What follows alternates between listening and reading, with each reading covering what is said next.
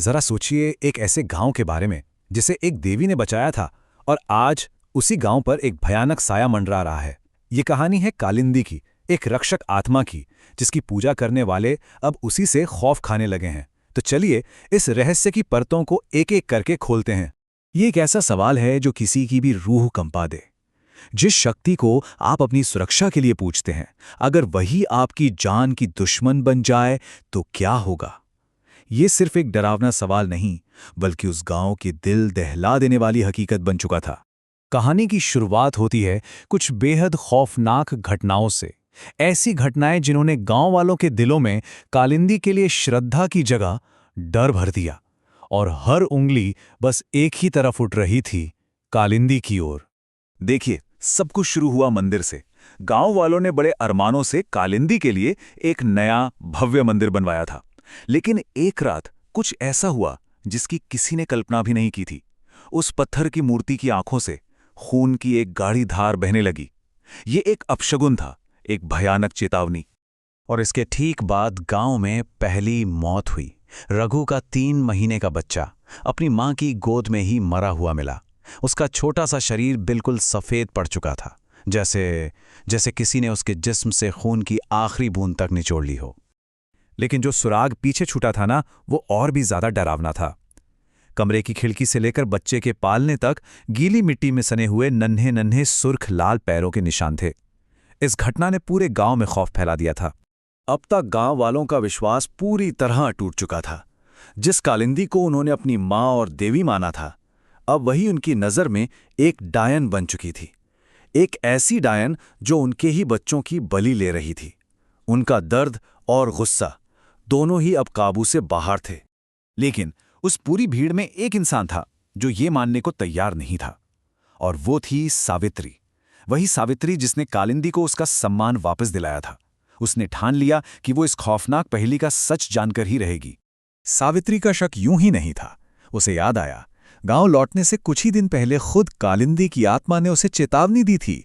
उसने कहा था कि कोई बुरी शक्ति उसकी ताकत को काबू करने की कोशिश कर रही है और गांव पर एक बहुत बड़ा खतरा मंडरा रहा है। तो सावित्री ने अपनी जांच शुरू की और एक एक करके सुराग जुड़ने लगे। पहला शक, पुराना पुजारी जो मंदिर टूटने के बाद से ही गायब था। फिर गांव के बाहर पुराने खंडहरों में मिली कुछ अजीब खोपड़ियां जो साफ साफ किसी काले जादू की तरफ इशारा कर रही थीं।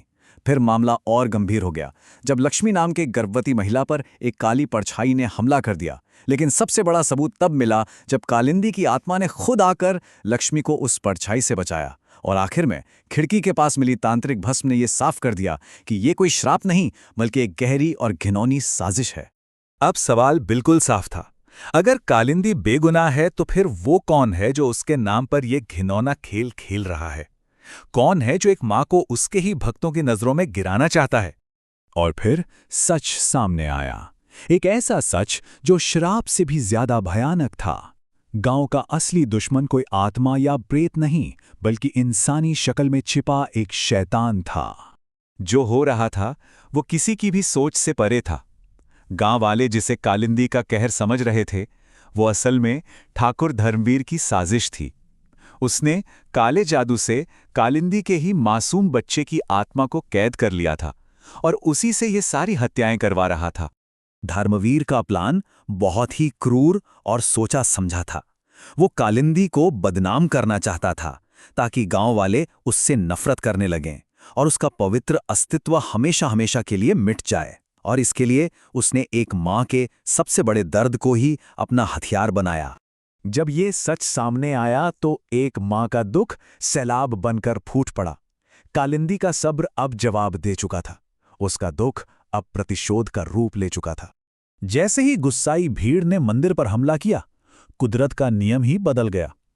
एक जलती हुई मशाल हवा में ही जम गई और मंदिर के शिखर पर कालिंदी खुद प्रकट हुई।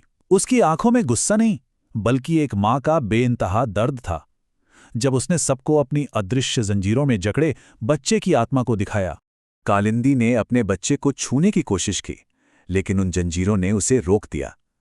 अपने बच्चे को इस तरह तड़पता देख एक मां का दिल टूट गया और उसका वो दर्द एक ऐसे विनाशकारी गुस्से में बदला जिसे रोकने की हिम्मत शायद किसी में नहीं थी।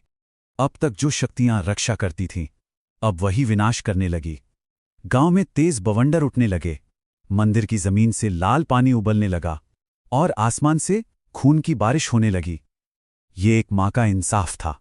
कालिंदी का संदेश एकदम साफ था। जब तक उसके बच्चे को न्याय नहीं मिलेगा, जब तक उसे कैद करने वाले को सजा नहीं मिलेगी, तब तक इस गांव को शांति नसीब नहीं होगी। प्रतिशोध की ये चिंगारी अब ज्वाला बन चुकी है।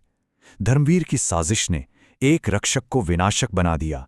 अब सवाल यह है कि क्या इस लड़ाई में कोई बेगुनाह बच पाएगा, या फिर पूरा का पूरा गांव कालिंदी के गुस्से की भेंट चढ़ जाएगा।